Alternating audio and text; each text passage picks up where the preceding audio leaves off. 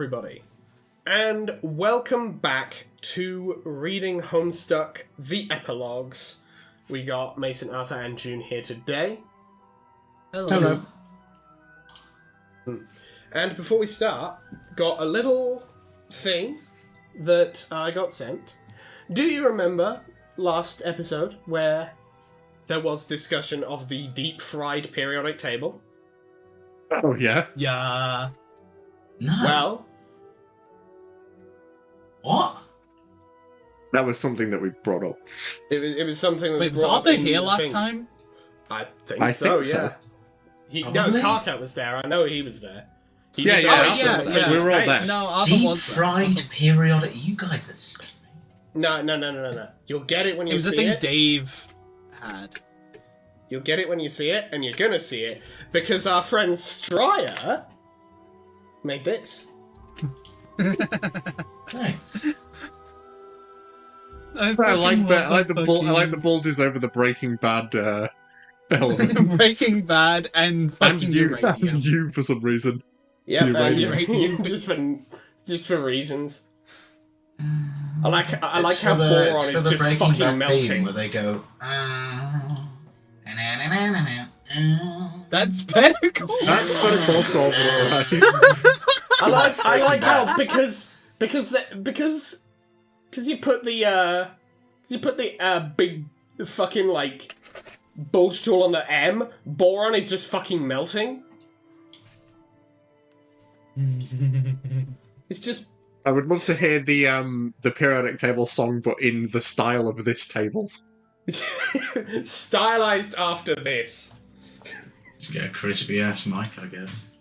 Yeah, real crispy. Yell it down a funny mic. I'm sorry to tell you, I don't know it. My funny mic is not. No, that's fine. We're not. I'm not asking you to do it. Arthur. I'm just saying it's something I'd like to hear. No, we are actually. You're gonna do it. Oh, Well, I've fuck, told you. I know. he's got a gun! He's got a gun! You got good. You can shoot me, I guess. Alright. What are you gonna do? Shoot Whatever. me? Quote. Joke. What are you gonna do? Shoot me? I'm not gonna Man stop who's you. about to be shot. Damn. I'm going out. No, I'll do it later. You're not getting out of this that easy. Okay. It's fine. Any but, I believe How I'm about that? on narration. If I didn't enjoy doing this, I wouldn't be here. Oh, This that's comic nice, is Arthur. bad, but Okay. you're my friends. Damn, Ah, set thank right you, out of the Arthur. gate. You're my friend. friend Yeah, too. fair enough. And the both of you are as well. Right, I'm on narration, so I shall get started.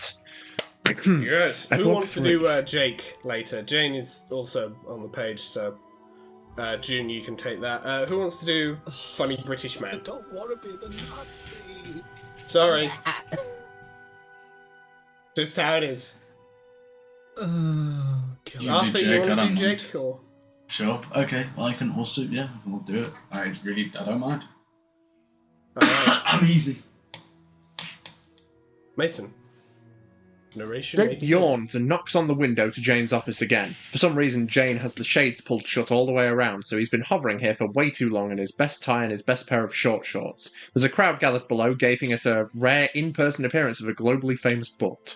The sunset has turned the head offices of Crocker Corp into a shimmering glass monolith, a beacon, if you will, of the future, visible for miles in every direction. Jane probably likes to think about it that way, at least. Speaking of Jane, she pops her head out from between two strips of silk-lined Venetian blind to glower at Jake, who is hovering uselessly in the air. "Use the front door," she mouths at him, but he responds with his specialty, incomprehension. Bloody hell. It sounds a bit like. I'm sorry. What? The exasperated hand motions Jane tries next work better. Oh, the front door, of course. Jake flies down to the street so that he can take the front entrance. He whistles a quaint little ditty to himself while he waits for the elevator to go up to the top floor. This time he knocks on the office door and Jane lets him in.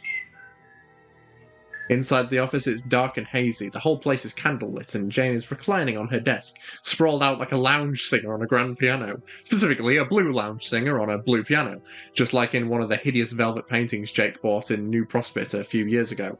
Like all of his impulsive purchases, the tacky thing is gathering dust in a pile somewhere in one of the hundreds of spare rooms in his mansion, which is now primarily functions as a very expensive warehouse for his atrocious hoarding habits.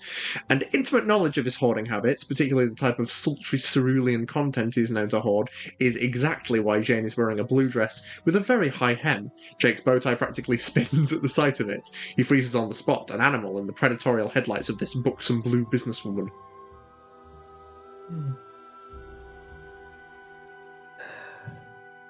Sorry, we can't accept your phone call at this time. Come have a glass of scotch with me, Jake. We have so much to discuss. Indeed. He crosses the office and shakily accepts the offered glass of ludicrously expensive fermented barley grain. He raises it to his nose and pretends to sample the scent. Jane, I must say, this is a very striking ensemble. Oh, you like it? Why don't you, come take a closer look?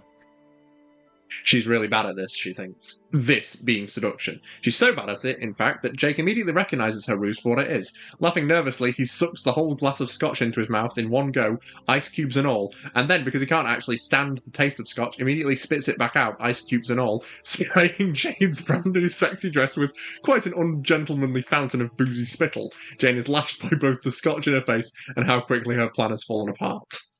Oh dear. Jake! Jabbers!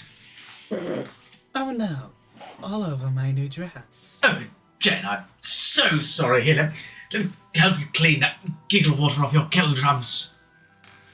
No, you've done enough. Shut the Goodness. fuck up, white boy. Shut your bitch ass up, cracker. You've been here 2 minutes and already, why did I ever think? Jane, please, I insist. He tries to push him away, but Jake considers himself to be a gentleman. He helps her to the floor and shrugs off his dress coat so that he can use it to wipe her down. She is staring into the ceiling like she hopes it will split open and suck her into a supermassive black hole so she doesn't have to deal with anything that is going on right now. Some of Jake's scotchy slobber is on her glasses, which is not the place she was planning on having it tonight. Yeah. Oh, okay.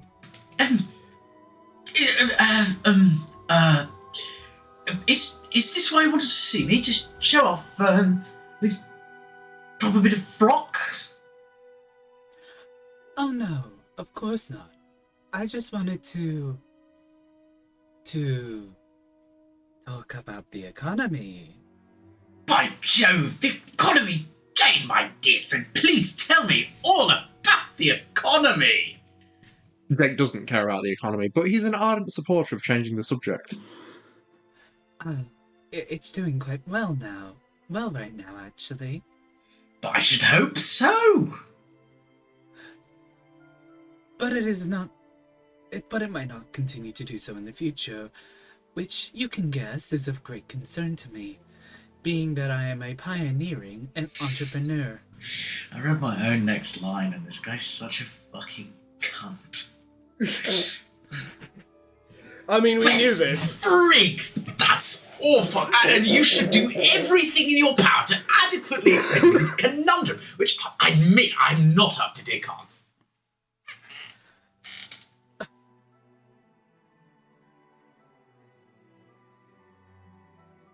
Man, you... Bruh. Jane laughs quite sincerely as he ruffles his jacket through her hair.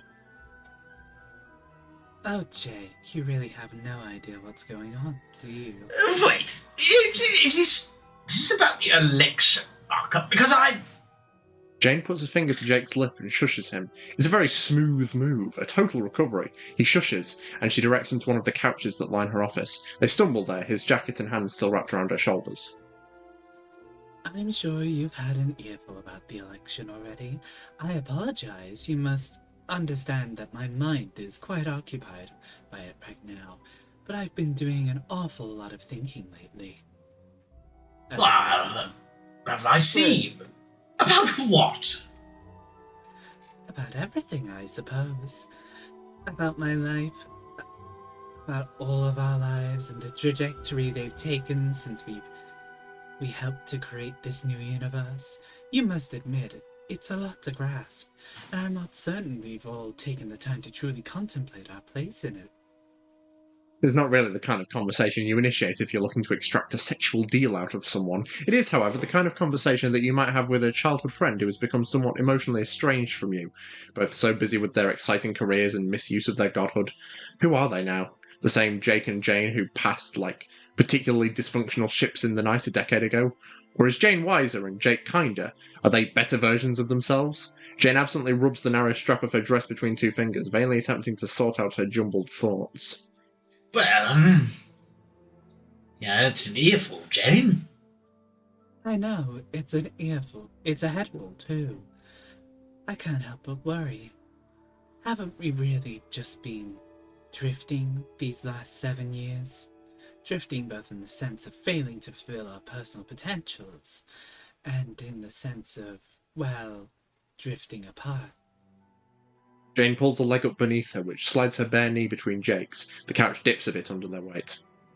No, I must admit, I never thought of it that way. I know. It's just that we're both so busy all the time. The years go by so fast, and I miss you. Jake blinks, his eyes wet and glossy beneath his spectacles. Well, I suppose I miss you too, Jane. The moment goes from calculated to genuine in an instant. Jake drops his coat and glides his hands down her bare arm so that he can hold her? Yeah, that's definitely what he's doing. Holding her, and not too gently either. Jane really is quite pretty with the candlelight glittering across her spectacles, her hair damp and her front teeth poking out from beneath her lip. She's so pretty that Jake can't stop himself from sliding a hand up to her neck and using his thumb to tip her face back so that they're staring right at each other in the low light, close enough that Jane can probably smell his disgusting Scotch breath. She definitely does smell it because her cute nose scrunches up and she laughs again, a very small private noise, a noise just for him. So he kisses her. Very well, if he does think so himself. Dirk has given him a lot of uninvited but incisive criticism on his kissing over the years, so Jake wouldn't be surprised if he was considered the best kisser on the entire planet at this point. Jane breathes in, shocked for a moment. Even more shocked when Jake hooks a hand around her waist and pushes her down. She makes a startled noise into his mouth. Then she throws her arms around his neck. It should be awkward, taboo at this point, considering the history between them, but it all happens so easily. Jane undoing Jake's bow tie, Jake hooking his thumb under the hem of her dress and hiking it up another inch. It really cannot spare for decency's sake. There's nothing awkward about this moment, Jake thinks. Two old friends, hot as the blazes, giving into passion. Who could accuse them of impropriety? Nobody worth their salt in his book. It all makes perfect sense. The inevitable consummation of a whirlwind romance fit for the big screen. Really, the only surprise is how long it took to happen. Jane's a beautiful lady, that's for sure. She always has been, but she's only grown more ravishing as she's come into the full blossom of her womanhood. Smooth, silky skin, thick, dark lashes, full, feminine lips, not to mention curves like the Dickens. It's all certainly conducive to activities of close phonological proximity to the phrase. Jane's baby-soft palm, unmarred by the calluses of deft swordsmanship, slide down Jake's cheek and dips under the collar of his shirt. She caresses his clavicle and then tenderly trails her fingers up the side of his neck, steadying herself as she deepens their passionate kiss. Jane's touch is nothing like Dirk's. Dirk has palms so rough that they sting, especially on skin that's thin and supple, like the column of the throat right over the jugular. He pulls away from Jane's lips and lifts her spectacles off her nose. It's a motion that still feels practiced and familiar, despite what? It's just the way he's literally in another woman's mouth and he's going, "This is nothing like my boyfriend's hands when he chokes me." Nothing like, yeah, I was truly thinking, bro, why are you Like, just out only loud, thinking of not Dirk even. at this moment? There's no hyperbole here. He's in another woman's mouth, thinking about another man when he is choked by. That is the written. That is You know, objectively what's happening right now. Yeah. Yeah, it's fucking insane. Like, We be doing this shit. dude. I feel like there's more to that that's gonna Lock come. in, Jake. Can you lock the fuck in? Jake, can you lock the fuck in? No, honestly, pine and yearn. Like, this is funny as hell. I mean, yeah, pine and yearn if you want, but like, at the same time. Stay drifting, bro. Ruin your life. Bro, go ahead, ruin everything for yourself. It's I'm awesome. just gonna Go ahead. sit here and Ruin eat your life, popcorn. Mr. Joester. It's a motion that still feels practiced and familiar, despite how long ago he'd last had the previous chance. Those rare, intimate moments that Jake was allowed to slip off Dirk's shades and look upon his face, unobstructed, stand out more clearly in his mind than almost any other in his life. Jake swallows. He can't stop thinking about how Dirk kissed him last time they didn't hook up, which is a thing, of course, that didn't happen. So how can Jake possibly be thinking about it? Is it some sort of Pavlovian response that's making his heart race like this? He does his best to push the untimely thoughts away, but his fingers tremble as he sets Jane's glasses aside. Jane gazes back at him, cheeks flushed with desire, eyes dark and alluringly coy. All the features are round and soft, welcoming, soothing, the kind of face that makes you feel like you've come home. Dirk is the exact opposite. Long nose, thick eyebrows, pointed features, and he seems built down to the very of his soul. This might be the best thing they've done for about 3 episodes. Damn. I rag on this comic a lot. Fucked. They can do some real funny stuff. Like, it's... What's the Yeah, most this shit's disappointing about hilarious. this is they do write well occasionally, and you're like, this is a banger. Can you do more of this? Yeah. A man who seems built down to the very essence of his soul to be sharp, hard to approach, harder still to touch. When looked at from the right angle, he's anime levels of handsome. Breathtakingly choir of angels singingly anime handsome. The sort of man you can't keep your hands off him, no matter how jagged his edges. But his hair is so much softer than it looks. His heart too. When a heart like that opens up to you, it opens up the whole world as well. A world of increased appreciation for combat, philosophy, life, love. Yep! That was fucking fully hitting some fucking zoinks type shit. That sounded like the Yeah. Pac-Man death sound. Well, that's what I was going for. Just some real bullshit. Jake yelps and rolls off the couch in such a panic that he almost takes Jane with him. She flies to her feet, startled, breathing fast, and readjusts her disheveled clothes. Jake, are you quite okay? I have to go right now. I'm so sorry. Jake's already hovering 2 feet off the ground before Jane can say another word. He doubles back to the end of the office and grabs the bottle of near untouched scotch before kicking open the latch to one of Jane's giant windows and letting himself out. He's got a lot of things to think about, apparently. Pined too close to the sun. What? No, the- this is goated. I'm not Oh, saying it living isn't. fuck. That's just what he did. Yeah, That that is is kind of still just scotch. what bro did. I'm describing the events that happened before us here. Jane stands alone in her office, confused, horny, and kind of pissed. She slowly slips the strap of her dress back over her shoulder. Then she closes the window, sits in her CEO chair, and speed dials the number for her one-man kitchen cabinet. I'll take Dirk from here. Mm-hmm. Yo, what's up? Not Jake, apparently. Wow, going straight for the double entendre, huh? How much of that scotch did you have? I think I have a few drops made it into my mouth when Jake spewed his beverage directly onto my face. Things went that badly, huh? Ugh. This is so embarrassing. You know, I wouldn't have approached it this way if I wasn't absolutely certain its margin for error was virtually non-existent. I mean, it's Jake. Were you nice to him? Well, I told you, you can't be nice to Jake. You've gotta be a real absolute chode master. You've gotta be a total shitbag. I told you you can't be nice to Jake. It's fucking... You gotta be mean as hell.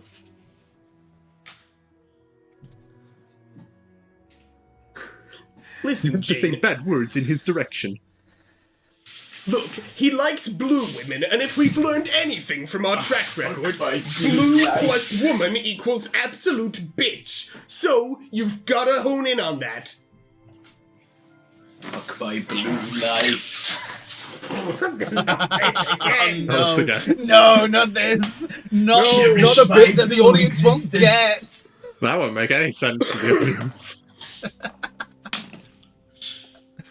Listen, Jane, no. I don't really have time to jam right now. Why don't you leave Jake to me? Jane squeezes her eyes shut and very softly and quietly bumps her head against the edge of her desk. Why do I feel like we've had this exact conversation almost word for word before? Because we have. Many times. Well, what do we do now? I'm afraid I've gone and made things worse. Like I said, let me work on it. I know what I'm doing.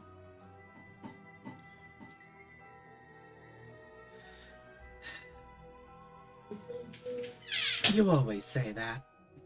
I haven't been wrong yet. Jane, head still planted firmly on desk, laughs at that. There's a sardonic twist in Dirk's voice that intentionally recalls every time he's ever fucked up. But it satisfies Jane nevertheless. She knows that he won't fail her. Fine. Please call me later so that we may strategize. And also, because I could use some emotional support after what just happened. I might be caught up for a while. Why is that? Can't explain right now. Catch you on the flip side, Jane. Wait, Dirk doesn't wait. There's a shadow cast in his doorway that is much more important than the election. Rose is braced against the doorframe, one hand on her purse and the other on her waist. She has her head tipped just so, her pale hair falling across her face at an angle that bisects her perfectly neutral expression. Dirk sets down his phone and acknowledges her with a nod. I'll take Rose. Well, go on.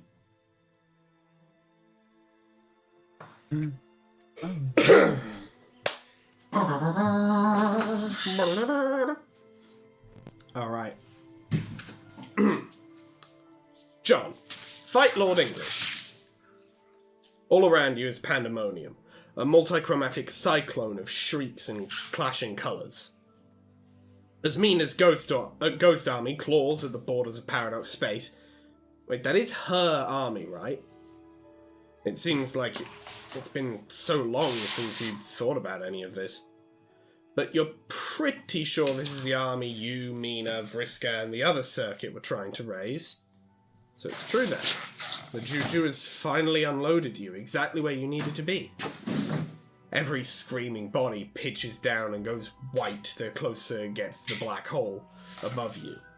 And below, front and centre, is Lord English himself. The big deal version. Pimped up, hulked out, and throwing a huge, universe-ending tantrum. Unlike his younger form, his eyes weren't flickering wildly.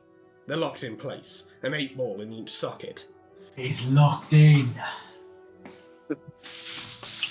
You briefly wonder what that means, but your curiosity is interrupted by a massive outburst of Technicolor dragon breath coming from his mouth. The laser show tears its way through a squadron of ghosts led by... could have been way different if Jason got that. Led by... Is that... Tavros? Seems like an awful choice to lead an army, but what do you know? Wasn't Vriska supposed to be leading the charge? Where is she, anyway? Listen. You don't have time to dwell on Vriska. She's probably somewhere around here, biding her time, waiting to execute her masterstroke and finish English off just at the right moment, like the cunning bitch she is. No, you can't think about that now. You're becoming enraptured by the sound surrounding you. Not a sound, a sensation. A subharmonic symphony that you can only hear in your bones. This is it. The end of Paradox Space. The thing you saw in your anime dreams. A hard lump of air travels down your throat, but you don't hesitate. Behind you, the Juju disappears, sucked out of reality with a pop. You move your arms in a dumb little motion, sort of like jazz hands, and summon up a wisp of wind to keep your cracked glasses in place. You then pull one of your sickest hammers out of your strike deck. Your team friends follow suit. You cast a glance back over your shoulder at them. They all look pretty cool. Rose knitting light around her with the quills of Echidna. Dave with his sword Califrush at the ready. Trailing time distortions behind him that look, if you don't squint, a lot like JPEG artifacts. Jade's got her favourite gun cocked and ready, with her ears perked up. Let's do this! Someone else want to take Rose? Don't get overconfident. I have to do it exactly like we discussed. First... But Rose doesn't get to finish what she was trying to say. Lord English's mouth roars open and a wave of energy blasts through your group. I'll just Rose is the only one caught in it. She dissolves in slow motion. You can see the outline of her body in shadow. One arm thrown up over her eyes, shoulders pulled up defensively, Kate billowing out behind her. She leaves an after-image of shimmering light in her wake, and then dissipates, drifting apart like a handful of salt tossed out to sea. You can almost hear the cosmic clock counting down. Tick-tock. To a chime to accompany her fate. Heroic. Rose! No! She didn't do anything. No, just insta-gibbed, He blocked. I guess. She blocked. She blocked, Counts it. that counts, I guess. Oh, okay. Fair enough. She had time to react to it. I guess it is just straight therefore- up. The only way it doesn't count is if you go from uninvolved in the fight to dead instantaneously with no action in between. Yeah. I guess Yeah, that's the only way legit. it doesn't count. That's literally how it works. Jade doesn't wait to fire. Space splinters open Rose is just around her. fucking dead. So loudly. Yeah, well, this turns out one to is. fire from a rifle. Damn. Well, this one, yeah. Lord English raises one of his giant fuck-off hands to deflect her anomaly powered bullets, giving Dave an opportunity to attack. Dave raises his legendary blade and aims for the impressively beefy torso. Should be a sure hit, like slashing the side of an unusually broad green barn. But he whiffs completely. It's a wonder how such a big man can move so fast. Jade inspects her rifle and tosses it aside. What is she doing? With all the powers of a witch of space at her command, combined with the infinite abilities of a first guardian, she's still messing around with basic firearms? She makes two tight fists and strikes a pose befitting of a warrior about to power the fuck up. She focuses and strains. A doggy snarl rips its way through her clenched teeth. A hazy aura envelops her as space buckles and lenses around her form. And then, nothing. No crackle of electricity, no licks of chartreuse flame. She searches within, realizes her power source is completely unavailable to her. Then she looks up and it dawns on her. That thing in the sky, the hungry black orb gobbling up everything in sight. That's where the green sun used to be. It's been swallowed completely by a black hole. The realization is horrifying. She feels suddenly absolutely helpless. Jade opens her mouth to scream for help, but she's cut off.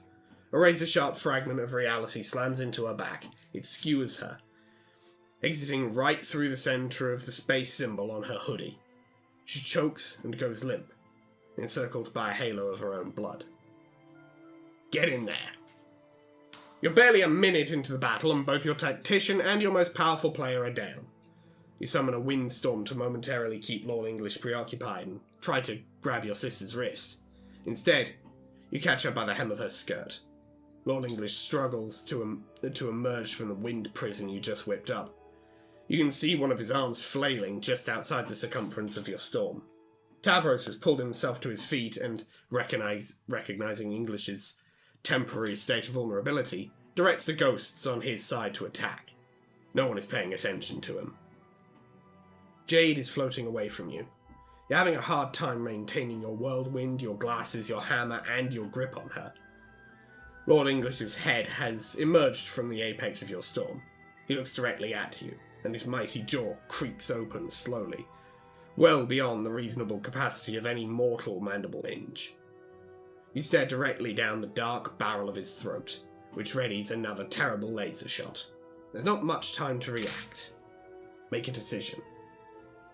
You let Jade go. She floats in literal slow motion, buoyed by the billows of her skirt. You summon a gust of wind and push her farther away from the battle. You're hit by a blowback from the current, and a line of her blood splashes across your face. But releasing her has created enough separation, just as you hoped. The laser breath passes between you, narrowly missing you both. You reel back like you've just been punched. Your control over the storm goes haywire for a second, long enough for Lord English to free his gaudy gold peg leg from it, and, more catastrophically, for you to drop your already broken glasses. You whirl around and swing your hammer to bop his horrible, deadly skull back into your storm. You can't really see what's going on, but you hear a gigantic crunch. And then another, and another. Sounds like a cereal commercial is playing outside the periphery of your vision. Leave. What? Is Lord English eating my hammer? Yeah, dude. He totally is. What the fuck? It's a true outrage. This isn't going to work. Waging battle without your glasses. Lord English has just eaten one of your sickest hammers due to your blind folly. You take a deep breath and dive down, right into the sea of ghosts. You land clumsily, palms first, and do an accidental handspring right into a bunch of alternate timeline trolls you don't recognize. Hey guys, anyone see a pair of glasses down here? It's pretty important. Everybody shrugs. This gaggle of lost souls collectively personifies uselessness. It is inconceivable to you that a single one of them will survive this battle. Perhaps it's for the best. Behind you, the wind barrier tears open. Lord English explodes from his confinement and swings his peg leg through the army. Ghosts scatter like bowling pins, many flying into the cracks in space. Before the leg hits you, a troll leaps into action and blocks the blow. Her trident makes a satisfying ring off the round of the peg and sends it skidding backwards. Whoa, that was a close one.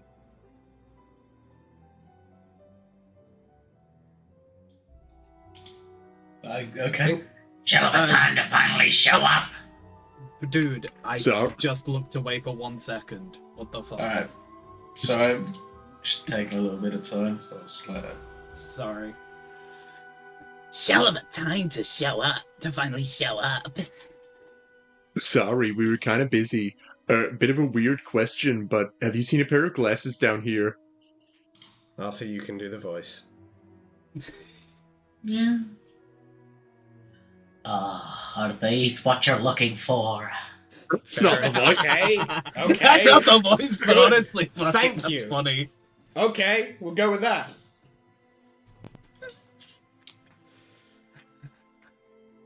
Tavros appears behind you and hands over your glasses, still in 2 pieces. You return them to your face so you can take a quick assessment of the battlefield. Take a quick assessment of the battlefield. Oh boy. Lord English, now free from your wind trap, is stomping around, throwing an even bigger shit fit than before. The black hole above him is getting bigger. You can see the ghosts at the edge of the battlefield tumbling through space toward it, distorted, screaming, and helpless. Also, Tavros is suddenly leading an admirable charge of about 6 ghosts to attack Lord English's flesh foot. You wince because you can see what's coming before it happens.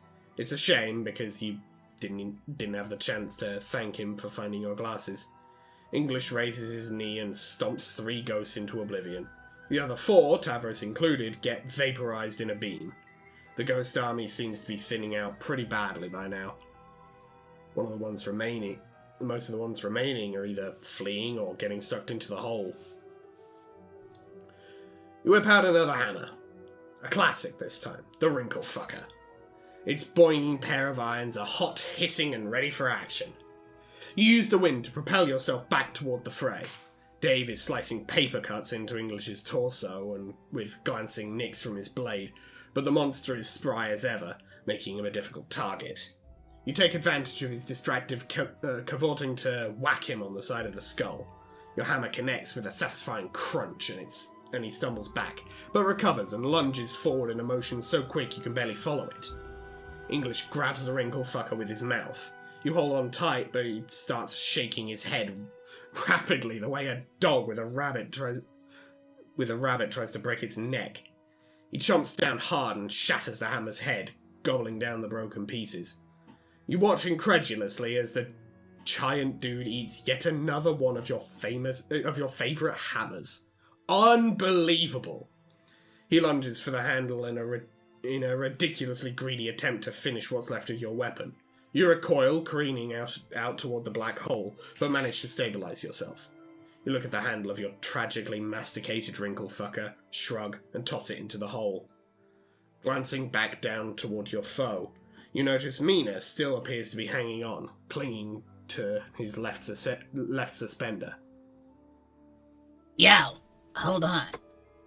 Going in with the krill. Dave takes a step back to provide some space for whatever killer move she's got up her sleeve. She raises her trident and jams it into the back of Lord English's neck. English reacts as if he's been stung by a bee. He howls and rears up, throwing Mina off his back with a force that sends her hurtling out into space. You can't track her into the void with your eyes. She's flung so far, so fast. You can only assume the worst. Glancing back down, you see English hasn't wasted any time after ridding himself of the irksome heiress. He has Dave pinned under his green foot and is applying pressure. You've got to act fast.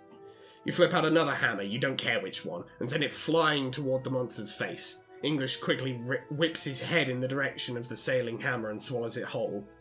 You rush after it, reaching for another hammer without thinking. The brief distraction, aside from providing English with another tasty hammer snack, seems to have bought Dave just enough wiggle room to slip out from under the foot, regain his composure, and draws his sword. Yeah. Dave ducks a wide blow from English's swinging fist. He backs up nervously, holding his sword out in front of him with two shaking hands. Anything. I need a little anything right now. Literally any stupid fucking thing you can do. I'm on it. You pop your strife deck open, also peak incoming. You pop your strife deck open and just spam the hell out of your remaining hammers. A few excellent hammers that cost you a fortune to make, a bunch of shitty hammers you made as a joke, and everything in between. With another flick of your wrist, you spin them around you so fast they form a perfectly impenetrable barrier of pure shitty hammer. Okay, the barrier's probably not the slightest bit impenetrable, but you've got to psych yourself up for this next attack somehow. In your hands is a weapon you haven't thought about in a long time, the Pop-O-Matic Vrillihu. It hums with both tricksy energy and the barely contained potential for mischief. You strike the baddest ass pose possible to strike while wielding such a clownish-looking implement and begin your advance. However, you're interrupted by a voice screaming out from behind you. It's half familiar, half... Cat? It's Duke Nukem. Let me just double check. Where did I put it? Fuck it, there it is. Yes, Duke Nukem. I'm not Just using a scroll to a part of calculator. I'm not doing mathematics. I have a calculator and my ass is fat. Wait! You whip your head around just in time to see a bolt of orange and green energy racing by you like a bullet. It slams into Lord English and sends him stumbling. I'm back. Arthur, do you want to take Dave in the conversation where Dave Pettersprite is also there? Sure. Yeah. Alright, nice. Dave stands there with his sword, absolutely agog. His expression perfectly reflecting a blend of horror and the total inability to process who or what he is looking at. Dude, I can't believe you don't recognize me. It's me, Dave Sprite. And also Nepeta. Now we're Dave Pettersprite squared. We permanently merged forms and worked out all our shit.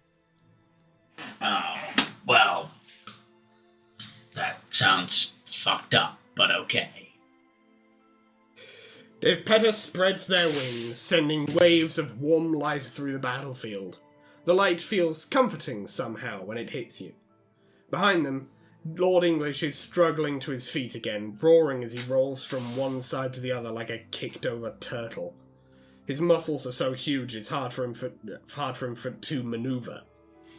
It'd be hilarious if only all of reality weren't tearing apart at the seams around you. The sky shivers and shakes, raining needles of breached matter burst and shatter all over at all angles, opening new voids where they land. Above the bedlam, De Petter is finishing up an inspiring speech. You realise he tuned most of it out due to the surrounding chaos. I know, it looks awful right now, but we can do it. In fact, we're literally the only ones who can do it. After all, it is our destiny. Well, that last bit was pretty good, you guess. At least you got the end, which was presumably the most important and uplifting part. You and Dave exchange a look that silently says all that needs to be said right now. Dave Petter's right. You three are the only ones left, and there's no room for failure. I have a dream.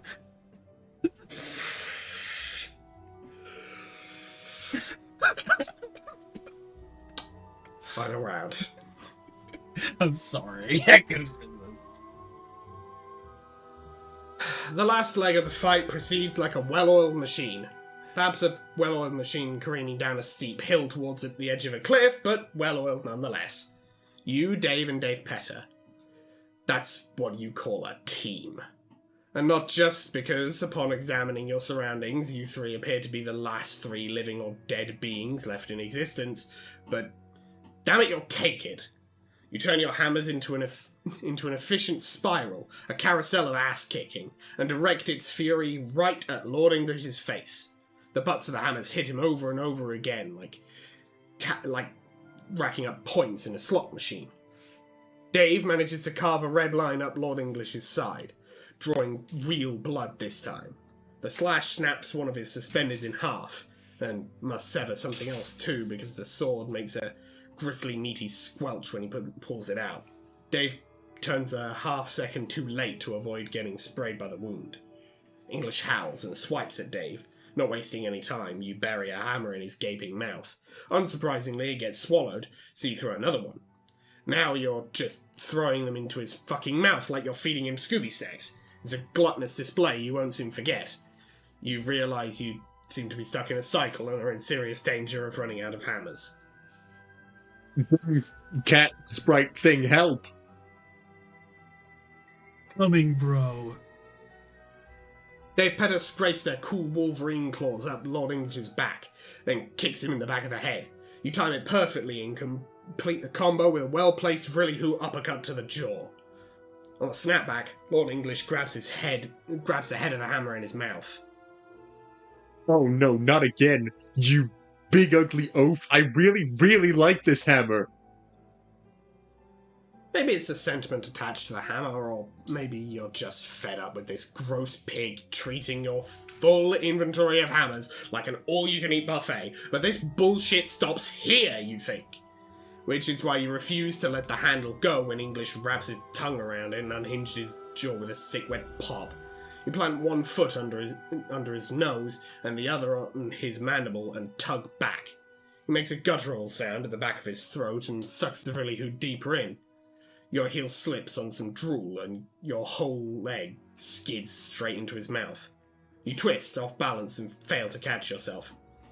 You only let go of the hammer when you feel the walls of his throat constrict around your ankles. The pressure sucks you in up to the knees with one gulp. Vrilly-Hoo is in his stomach, and you're following it down quicker than you can even process. Is this the end? No, you think. This is such an unfairly stupid fucking way to die. John. Dave Petter flashes behind you and hooks their arms under your shoulders. They yank you out, clearing your head from the monster's maw at least, but English unhinges his jaw and clamps down on your chest. Hard. Dave Petter reacts quickly, shoving their claws between his molars. You can hear them growling as they slowly twist their arm to pry his massive jaw open. You're not dead yet, but Lord English definitely got a big sharp tooth in you. Your vision reels and goes blurry. then Patchy, then Dark, then don't fucking die. You pass out for, well, you have no idea how long it was, but it was long enough for Dave Petter to get you out of Lord English's mouth. You can see their face floating above you. They're just a smudge of neon swimming in the sea of chaos. I read ahead, and that's why I made a fucking... Because Yeah. the next line I have to read. Yeah, Oh, God. oh dear. I'll I'll read it for you if you want. No, I'll No. do it. I can do it. Raoul, you almost got bored to death. What? No, I know that Now sounds I know bad. that sounds bad. I'm glad we're on the same timing now. Yeah, same brain. Same brain. I'm afraid to say that you look like total shit, my dude. You should stay here while we wind this bitch down. Promise me you won't move. I Promeows? Oh, promise. Oh. Dave Petter holds something up to your face. Your glasses. They tuck them into the front pocket of your hoodie and pat you on the head before darting through the air back toward the battle. You're woozy and don't have the energy to stop yourself from drifting. There's blood floating up around you, dilute and bubbly in the air like cooking oil in water. It's yours. Examine wound. You lift your chin and see it. Lord English's gold tooth cracked off at the base and embedded in your chest. Must be stuck between two of your ribs, you think, because it hurts like a bitch when you try to breathe. You keep your head up and watch the battle, but it's also indistinct and far away, playing out like shadow theatre on a wall. Dave finds his moment. He rams Califilch into Lord English's chest, all the way up to the hilt. It penetrates his flesh like nothing else has up to this point. The wound around the blade sizzles slightly. The weapon, the unusual material it's made out of, is poison to English. He cries out in a cracked, broken staccato. It's an ear-splitting wail that cleaves the last of the furthest ring apart. Reality falls away from the mooring of the all-surrounding white light like a peeled eggshell. Dave's trying to get his sword free, but he's stuck. English's scream morphs into a sinister, predatory rattle as his jaw cracks open. His mouth envelops Dave's head and snaps shut. He twists once, then twice, then then again with a crack. A disaster of blood instantly coats his skull and upper torso. He swallows the disembodied head whole with a triumphant gulp. He got Madoka Magic! He got fucking money! Bruh! What the? His limp torso goes spiraling lazily in the direction of the black hole. Dave Petter is yelling something indistinct, or maybe they're just yowling at the top of their lungs. That's what you feel like doing it right now, but you can't move. Your limbs feel like lead. You consult your strife deck, but you've got nothing left. No hammers, no nothing. It's up to Dave Petter, who appears to have plenty left. If not in the strife deck per se, then in the heart. During the beast's grisly moment of gloating over the younger Strider's death, Dave Petter stands 20 paces behind him, crouches low to the ground, wiggles there behind, and pounces. They cling to English's back, wrap their legs around his midriff, and draw back their arms, and plunge their claws deep into the behemoth's armpits. Their gloved hands end up knuckle deep in the upper serratus muscles on either side. Dave Petter then spreads their wings in awe-inspiring display. An unwritten spectator viewing Lord English from the front might suspect the garish orange-green wings belong to English himself. Dave Petter then, with all their might, lifts Lord English into the air and flies toward the black hole, trailing ribbons of blood and neon. English resists fiercely, but they're both already locked into the gravity well, beyond any threshold of escape. He cannot do anything about it, no matter how much he screams and cries. This victory, this final sacrifice, has always been the destiny of De Peta, as they have sensed from the moment they were created. And to die on this day, in this way, has always been the destiny of Lord English. The black hole, the gaping, implacable cosmic embodiment of the dead cherub, his long-departed sister, finally welcomes Lord English home. English and De Peta sucked in with a subatomic whimper. The reunion sends shockwaves across the pitiful remains of Paradox space, and then everything is wholly, utterly, and categorically silent. It's over. Lord English is dead.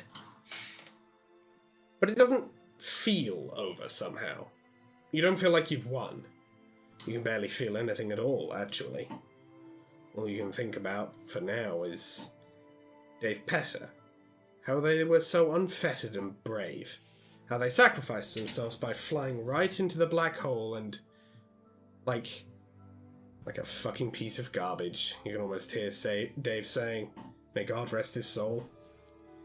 You collapse against whatever is passing for the floor at this moment of utterly null corporeal conditions surrounding you. It doesn't feel possible. You're not sure you can even trust your perception well enough to believe it.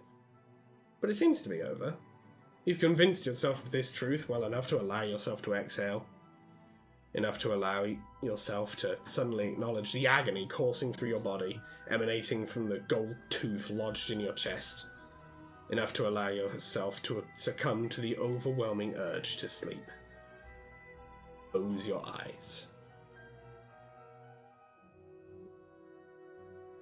Damn.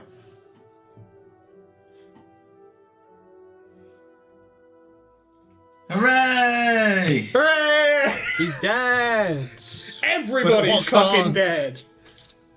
Yeah, it's alright. It's a pretty good ending. Well, Man, To that- I liked Dave. to that I storyline. liked Dave Peta. Dave Peta was Like when chill. Dave Peta was like, "Hey, I'm back. Time to die." Although, the black hole does just sort of go to the candy timeline. An alternate Calliope was waiting for somebody else, for somebody specific to come through. Oh. Might just be a as yet unwritten phase 2. Oh my fucking god. Lord English 2. Lord English phase 2! Lord American. Damn. That'd be fun. Oh god. Just straight up pulls out 500 guns. 500 cigarettes. 500 AR-15s.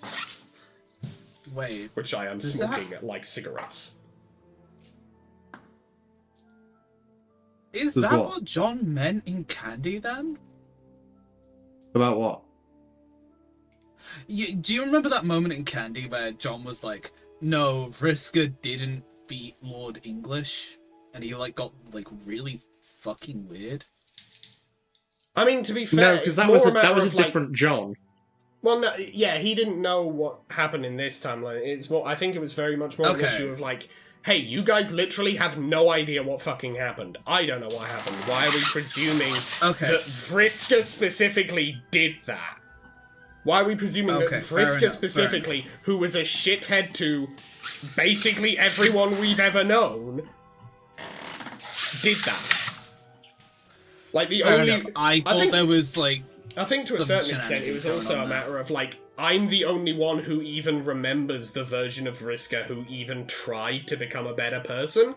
The version we know actively met that Vriska and went, kill yourself. Immediately. It's crazy how they just went, actually don't give her an arc. It's crazy give her how an they arc just went, and then undo. And then Actually, make just that don't not give the her a version that character lives. actually Unmake just the full on arc. undo your Make character her progression. survival Fuck you. crucial to the story. I don't know if they ever will, but I hope that Vriska actually, if like, gets to have a character arc. Hey, here's Someday. hoping. Here's hoping. I fucking hope, because God. Because, I'll be real, it was really good the first time around. That character arc, as it was going initially before her death, was going pretty solidly. And then it had a bit of a stumbling point, and then the dead Vriska had a pretty okay character arc from there. And then alive and main timeline Vriska went, kill yourself. I know you're already dead. Die again. Oh my God, I fucking... Anyway, let's continue. Yeah, I think we got enough time for this page. June, you're on narration. Who wants to take Dirk? Who wants to take Rose? Shall I take Rose? You can. I'll take Dirk then. When I was a let's- child, I Let me wrote just a check novel. something. Yeah, no, it's just them. It's not super long. It is just them. That's what I was checking. It's just like, Yeah. is there a third Okay. pie? But nah.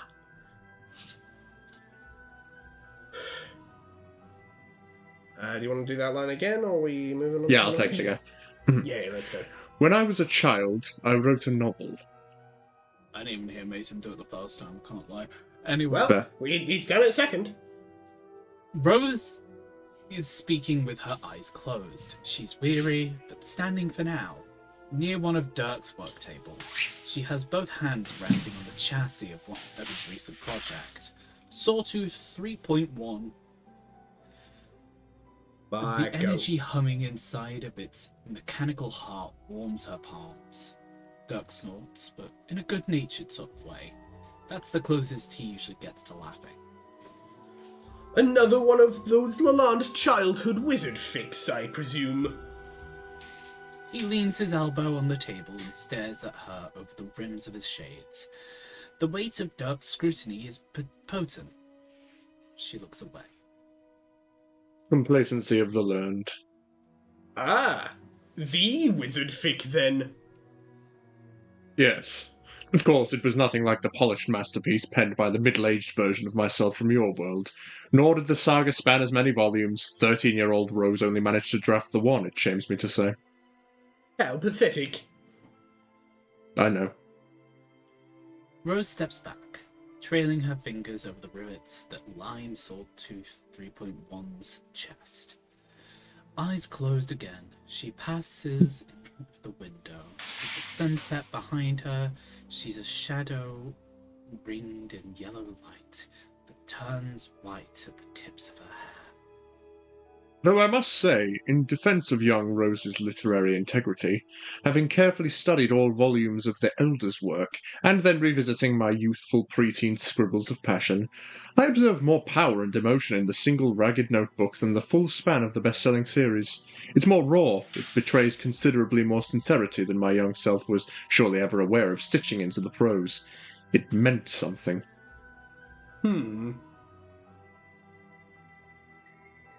She turns to look at him. For all its plainly evident amateurism as the literary product of a child, I've come to believe that it's a much stronger work standing alone as a single volume, its meaning and symbolism potently compressed, and its message shining through more nakedly, undisguised by the cleverness of a more seasoned writer. But the basics are the same as the series you've read. The plot concerns the machinations of 12 wizard children. They revolt against the complacency of the wise, kind wizards, and go on to become responsible for great evils. It isn't their intent to commit atrocities, or within their nature to do so originally. They become corrupted by an overabundance of knowledge, the kind never meant for mortal mind to grasp. Yeah, this sounds pretty close to my recollection of it. It certainly wasn't the most fucked up thing I've ever written, but it was the most psychologically potent, the most personal easily. But the personal aspects to it were all telegraphed through allegory and esoteric symbolism. I wrote it in what would be best described as a fevered haze, as if I were pulling inspiration from beyond myself, channeling the story. But from myself, channeling the story, rather than writing it. You could almost call the process... He runs a hand through her hat, fanning it into a halo that is suspended in the air for a moment, trailing spiderwebs of gold that dissolve into dust. She's smirking now. just a little. Enlightened. That sucked. Yes. It also sounds like it's the opposite of what was going on. Sounds more like you were trapped in a sort of dire creative fugue state, causing you to chart your own mental profile using metaphor revolving around murderous omniscient children. Well, consider the playful pun rescinded. Apologies for diminishing your presence with my suboptimal health and the toll it has taken on my wordplay. Thanks, it's been very difficult for me. You've been a real trooper. Anyway, my point is that I've long suspected my story was a pre-manifestation of my Seer of Light powers. I was seeing beyond my universe into another. My original thesis was that the children represented the 12 trolls who created our universe, but over the years I've come to see how malleable any apparent fact of numerological significance can be. Adaptable, actually, adaptable to shifting circumstance, changes in settings, stakes, and allied ensembles. 12. That's how many players went through the door at the end of our game. Exactly. My friends and yours, as well as Kanaya, Karkat, Terezi, and Calliope.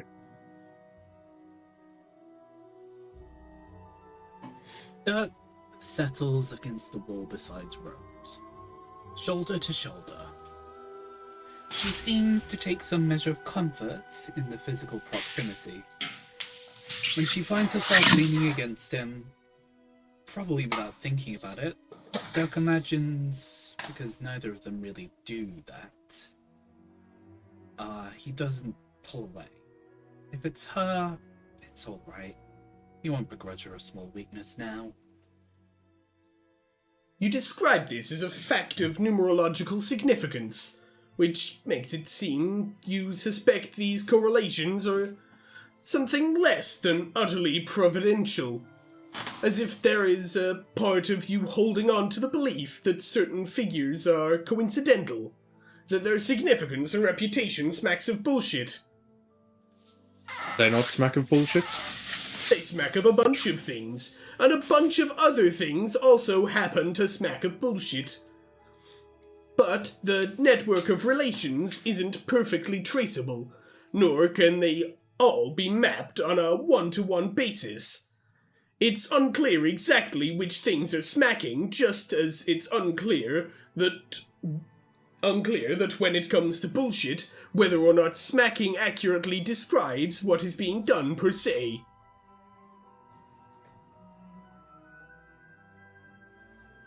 Rose looks to Dirk with the ghost of a smile that she inherited from him.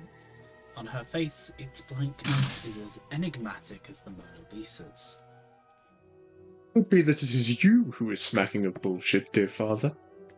Nah, I smack of many admirable qualities, as well as keen insights.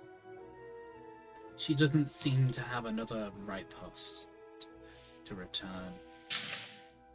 But her gaze lingers. She stares into his shades as if convinced she could see past them. Dirk allows their eyes to meet. I'm just saying it's all evidence of a grand design. An immortal metatextual apparatus beyond our ken, that we can only catch glimpses of when we're proverbially shitting our brains out through our nose. Which both you and I know. Which only you and I know, apparently. Which is precisely my question. Her gaze drifts towards the ceiling. In my story, all 12 of the disciples fell victim to the vagaries of power. They were filled with the light of knowledge, and one by one they succumbed to it, turning insane or evil, or most often, both. If this is the effect unchecked powers have on players living in a post-canon victory state, then why isn't it affecting any of our other friends? Well, I got a few theories. She shoots him a look. The kind of look Kanaya gives her sometimes. Only a few? I mean, some of us have stopped using our powers completely.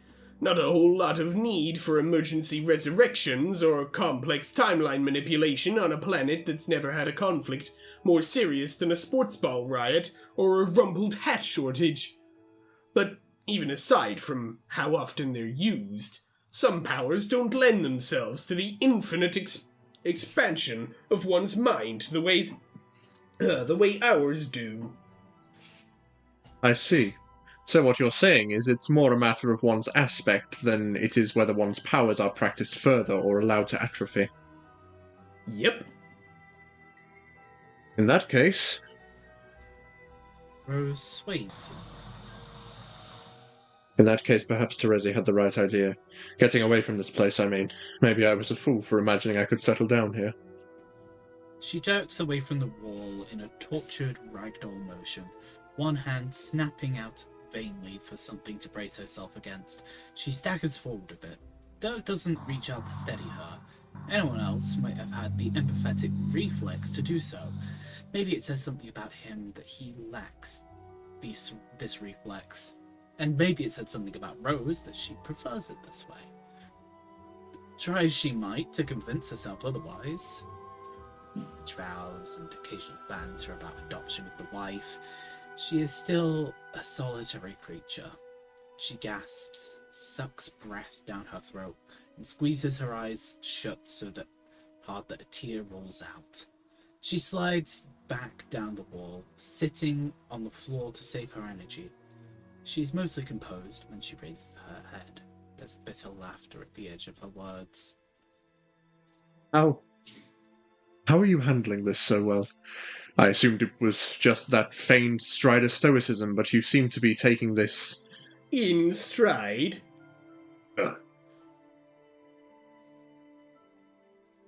You say, Yeah. Yeah, didn't come through. Rough. I won't lie, it's definitely making me feel pretty crazy.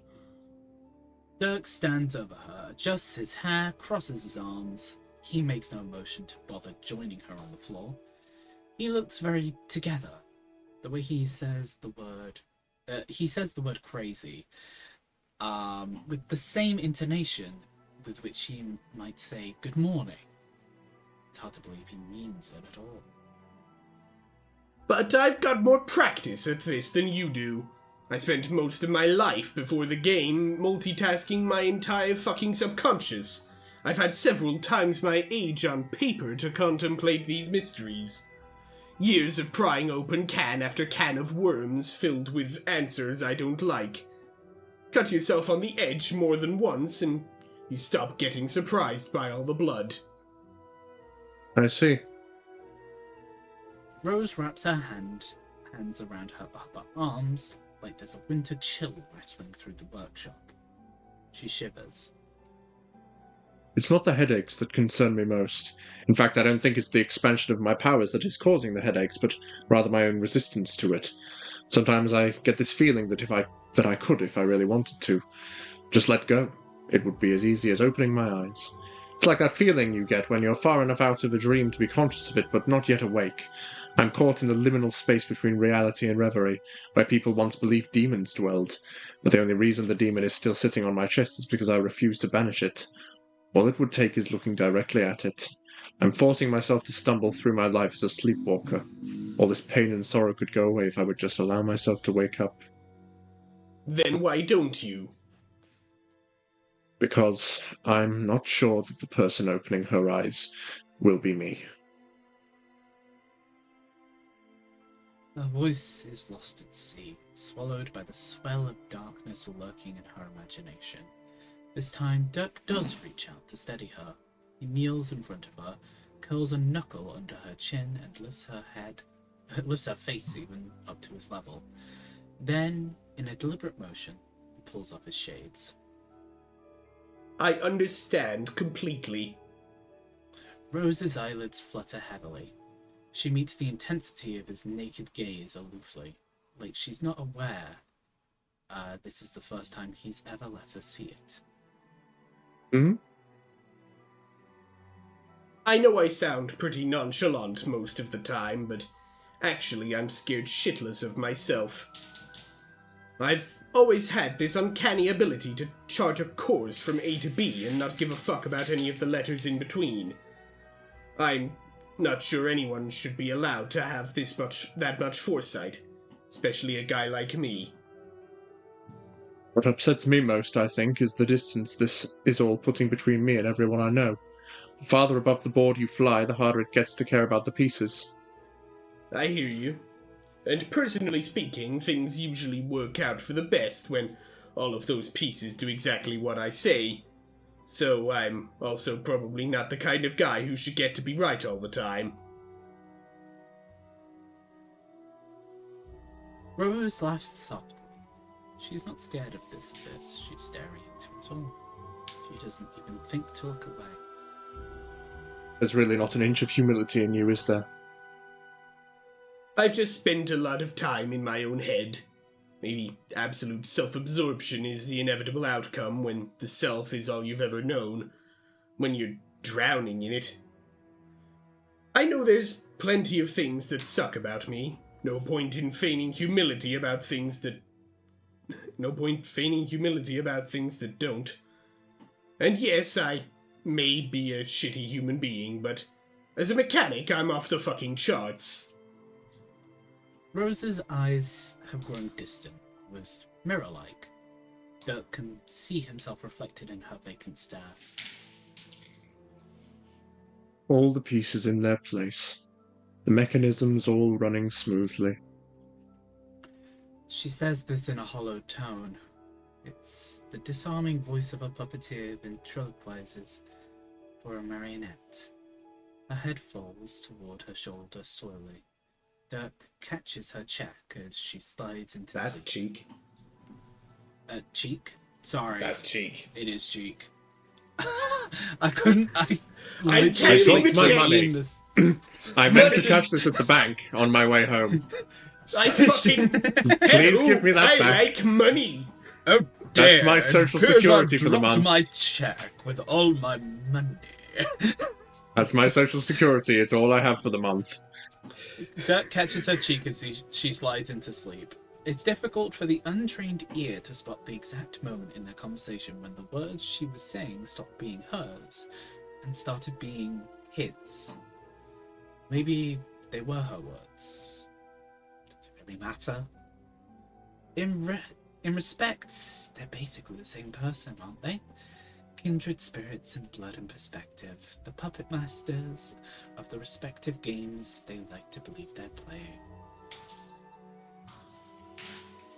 But you already knew that, right? So this is what Dirk- alternate Calliope Dirk was took talking the about at the end of the narration. story. Fuck. Alex, you and I were the only ones who were. Oh god, he's taken over. This is what was happened at the end of the Candy timeline, but This only was at Alex the and I end were of there to see Candy. it.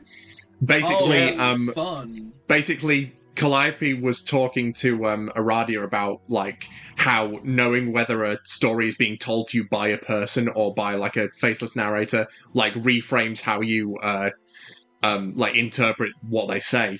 And basically, what literally just happened is what she was literally talking about, and Yeah. it's about Dirk. Fun. And it was So, about yeah, Dirk, who this- was so apparently basically- just straight up taking control of the narrative. Yeah, and we don't know if this is like him taking it over now or if he's always been in control of it. Because that was another thing she said. It could just be that he's choosing to reveal it now. That's fun. It's a matter of like, is this somebody who's always been in control tipping their hand, or did they just take control this instant? Oh, guess we'll find And you out. know what that means? It means that there's a good reason for me to get better at the Dirk voice, because we're going to be hearing it a lot. We're going to be hearing it a lot, yes. I Yeah, guess next episode Arthur's going to be doing a lot of the Dirk voice for the narration. Sounds fun. Yeah. This is his turn, and this is the narration, so it falls under the purview. You know, I'll say, interesting episode. An interesting episode, Interesting. yes. Yeah, I wasn't 'Cause we're expecting not the going incredibly further brutal, right now. gory death. Yeah, Rose everyone gets really- vaporized. Dave gets his head bitten off. Fucking murked frame 1 of the fight. Fully, Now, what we need to do I is love three. that we have. Okay, I do kind of like that we have just seen the in practice, like, not even the limit, just like an in practice example of you don't even have to be involved in the fight to die a heroic or just death. Shit can just happen. It really is just Like, a matter it's of literally do just I, if the you get person writing the story, want you to get back up right now? It's Quite as literally.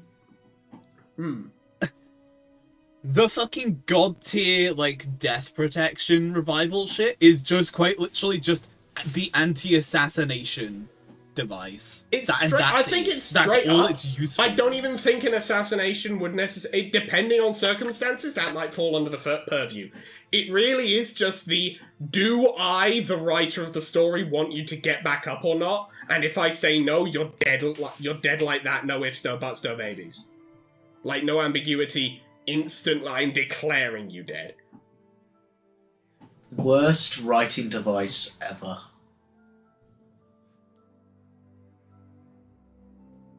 Meh. I'm glad they're dead.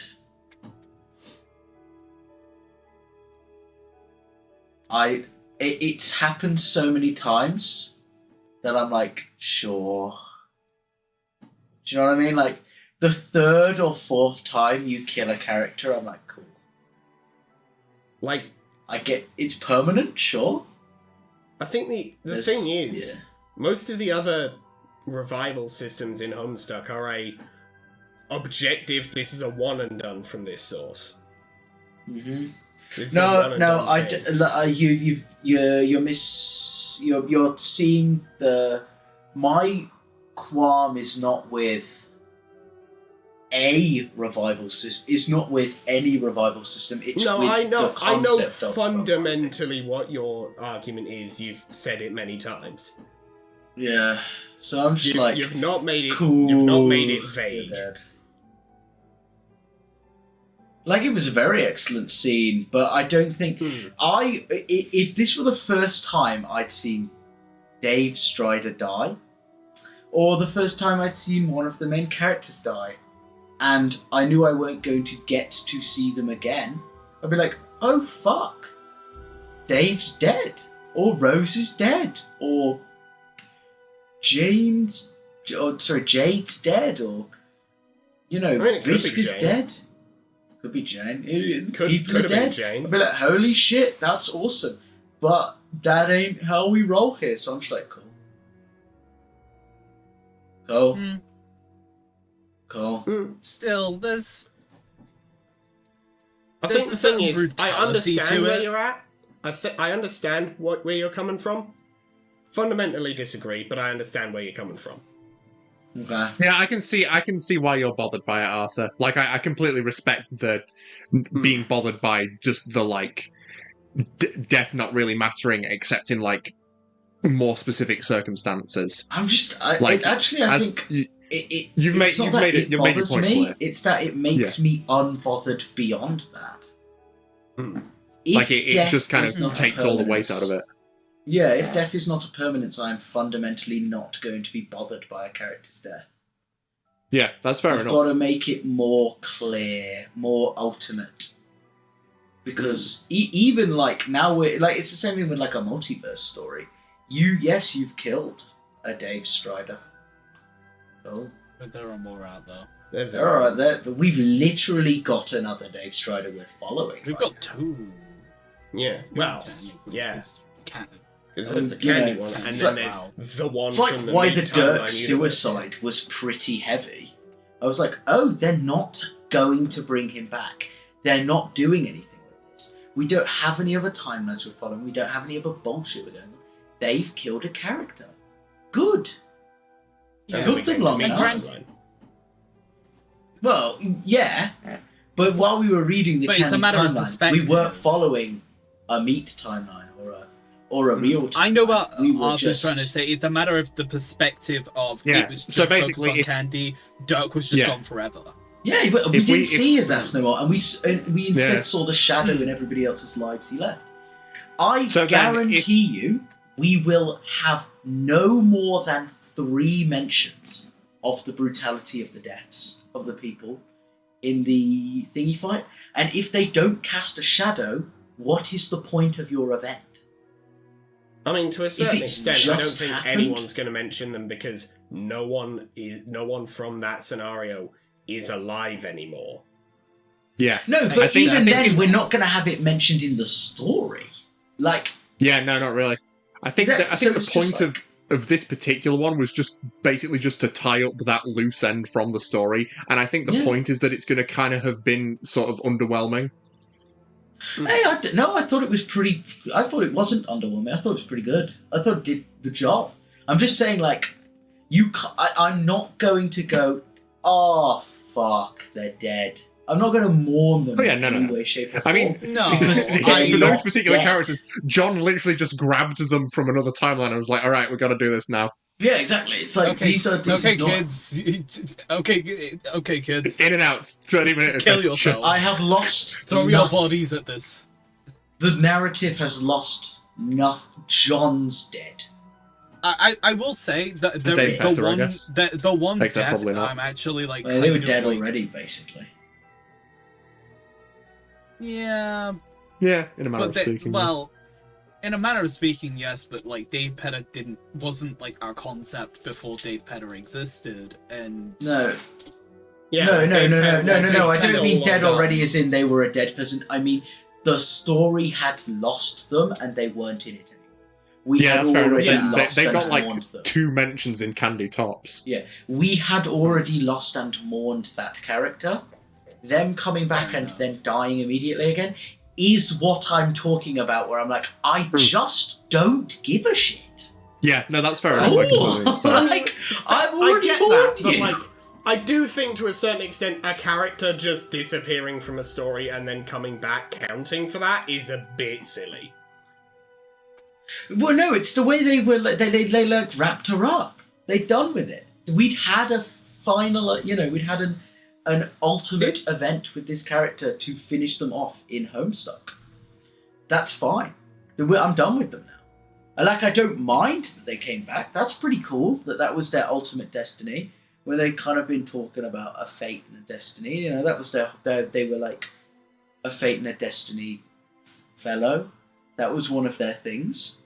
I'm fine with them coming back. I'm just not going to mourn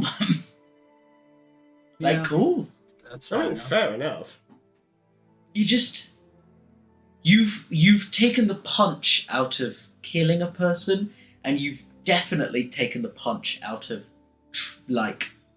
getting rid of a character, because almost every character that's ever been gotten rid of has come back. Yeah, that is true. Once. To be honest, Like, I think I can count I- on one hand the number of Homestuck characters who died and then didn't come back in any capacity. None of them were like the humans or trolls. It was like the non-players of the game.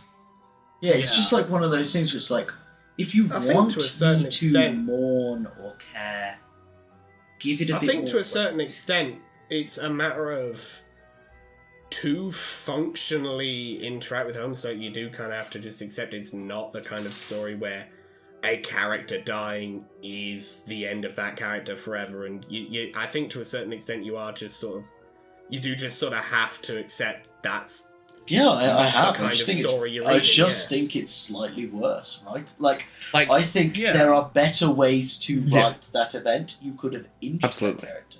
You could have. I feel like You've got multiverses. You can have somebody be banished to another universe. There are more Yeah, yeah. fundamentally interesting or explorative ways to write a removal of a character from a story that is non-permanent than saying they can die and come back. And well, I will die on this hill. Yeah, no, that's fair enough. Writing the god tier thing of a character's death doesn't count unless it's just or heroic is the yeah. worst writing device ever. What do you mean my characters don't die until I say they do in the story? Sure. That's I actually was- how writing works. Yeah, I was about to say. Yeah, at the end of the day, you're the writer, you decide when the characters die. Correct. You're the author.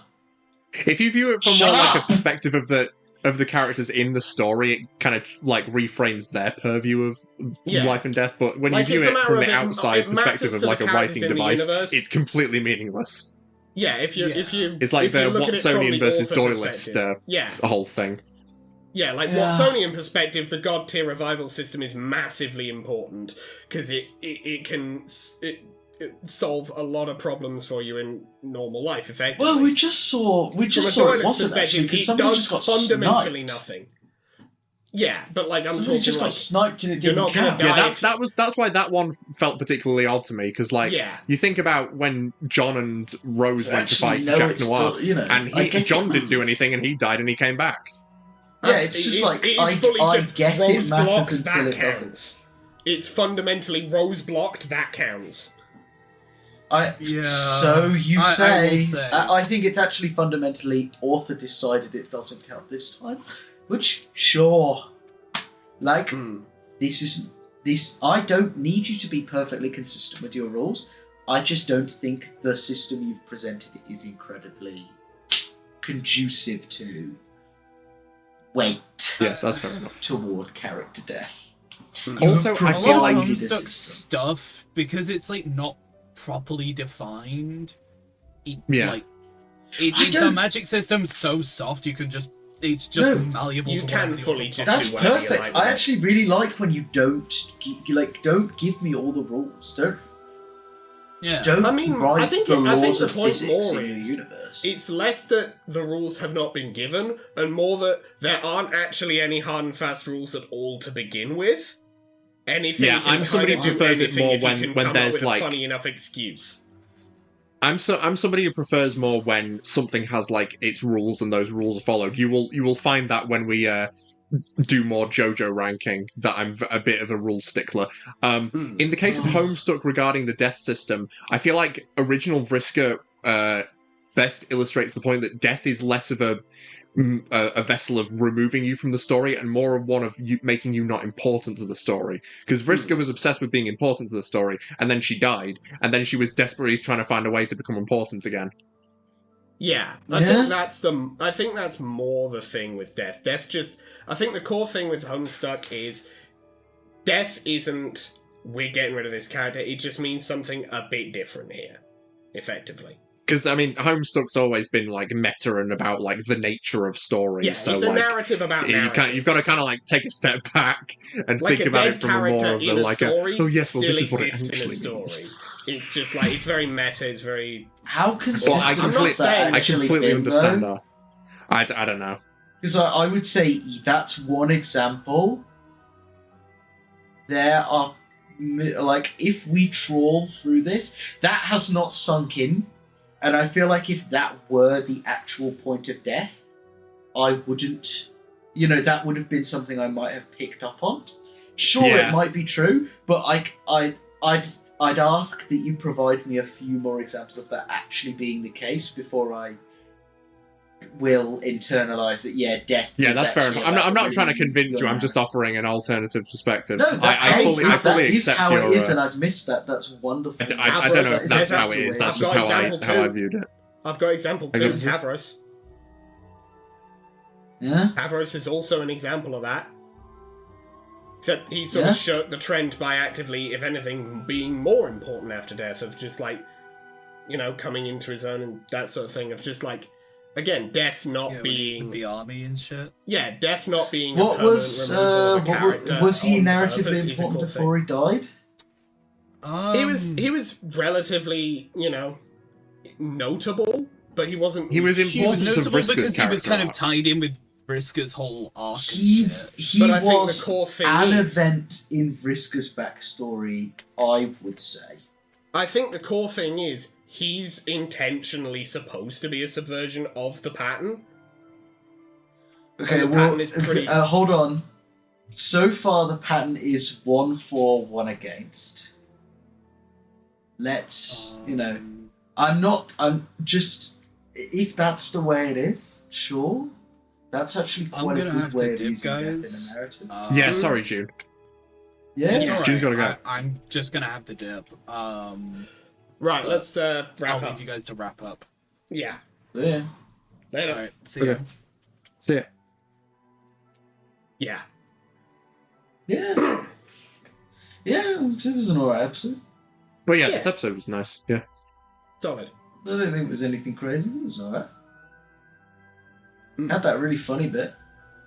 Yeah? Yeah. Did indeed. Right, outro time. If you like this video, hit that like button. if you very much like this video and want to see more like it, hit that subscribe button. We upload episodes of Reading Homestuck every Monday or Tuesday, again, depending on your time zone. And we upload other things on Thursdays or Fridays, again, depending on your time zone. Other things like Dicey Deeds Lancer coming back next week, but this week we have another Writing Homestuck coming out for you all. A lot of stuff in that. Going to be a lot of stuff going up on my Tumblr. Getting to that just now. You can follow me on Tumblr and on Blue Sky.